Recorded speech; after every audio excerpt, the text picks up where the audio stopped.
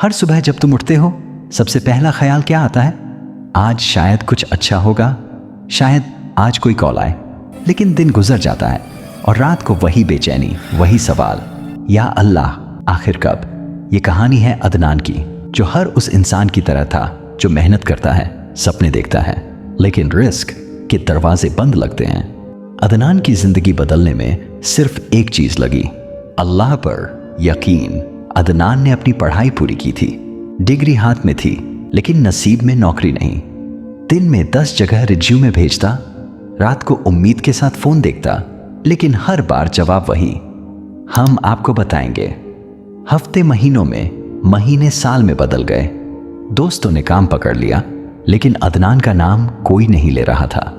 धीरे धीरे उसके अंदर की उम्मीद खत्म होने लगी। वो सोचने लगा, शायद मेरी किस्मत में कुछ अच्छा लिखा ही नहीं।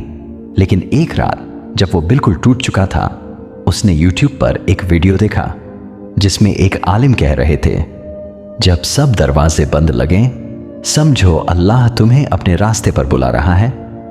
ये बात सीधा अदनान के दिल में उतर गई। उसी रात उसने फैसला किया, अब मैं काम दुनिया से नहीं, अपने रब से मांगूंगा। अगले दिन से अदनान ने अपनी जिंदगी बदल दी। अब उसकी सुबह फज्र की नमाज से होती थी। नमाज के बाद वो कुरान खोलता और रोज सूरह वाकिया पढ़ता, जो रिज्क बढ़ाने की सूरह मानी जाती है। दिन में वो कोशिश करता, लेकिन अब बेचैन नहीं होता था। उसे यकीन था कि मेहनत मेरा काम है, नतीजा देना अल्लाह का। शाम को मगरिब के बाद 100 बार अस्तगफिरुल्लाह कहता और रात को तहज्जुद में उठकर आंखों में आंसू लिए अल्लाह से बात करता। वो कहता, या अल्लाह, अगर मेरे लिए कोई काम लिखा है तो वहीं दे जिसमें मेरी भलाई हो, और अगर नहीं तो मुझे उस रास्ते पर ले चल जहां मेरी किस्मत लिखी है। इस बार अदनान सिर्फ नौकरी नहीं, अपने रब का करीब बन रहा था। सुबह जब अदनान उठा, उसके फोन पर एक मैसेज था। एक पुराना दोस्त लिख रहा था, भाई हमारी कंपनी में एक पोस्ट खाली है, जल्दी से अपना रिज्यूमे भेज दे। अदनान के होंठों पर मुस्कान आ गई। वो बोला, ये इत्तेफाकन नहीं, ये मेरे रब का वक्त है। उसने इंटरव्यू दिया और इस बार इंटरव्यू लेने वाले ने कहा, आप बिल्कुल फिट हैं, कल से ज्वाइन कर सकते हैं। अदनान की आंखों से आंसू निकल आए।